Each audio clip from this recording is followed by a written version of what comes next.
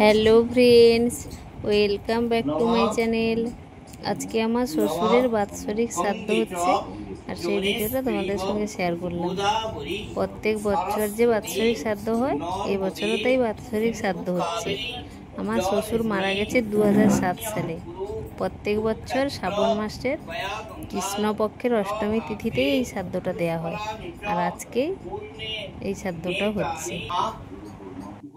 আমার হাজব্যান্ড শ্রাদ্ধ দিতে বসেছে, আর এখানে একটা সিদা দিতে হয়, যে সিদাতে মাছও দিতে হয়, কিন্তু পুকুরের জল ভর্তি থাকায় মাছ ধরতে পারিনি, তাই বাজার থেকে যেই মাছগুলো নিয়ে এসেছি আজকে রাত্রির জন্য, সেখান থেকে একটা মাছ আর সব রকম মশলা সবজি চাল দিয়ে একটা সিদা সাজিয়ে দিয়েছি।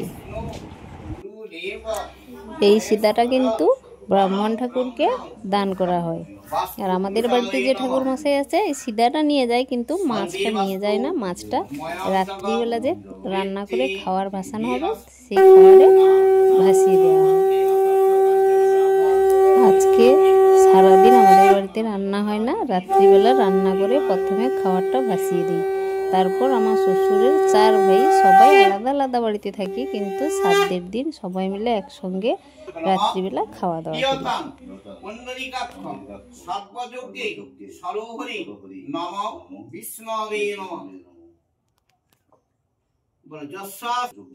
করি। হরে কৃষ্ণ হরে কৃষ্ণ কৃষ্ণ কৃষ্ণ হরে হরে হরে রাম রাম রাম হরে হরে কৃতিত দান কর্মং অছিদ্র নমস্তু।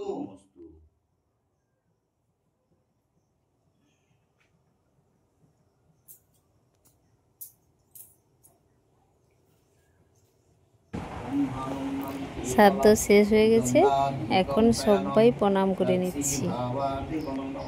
আমার ভিডিও যদি তোমাদের ভালো লাগে, please please please like comment share করো, আর আমার ফেসবুক পেজটাকে ফলো করে দিও।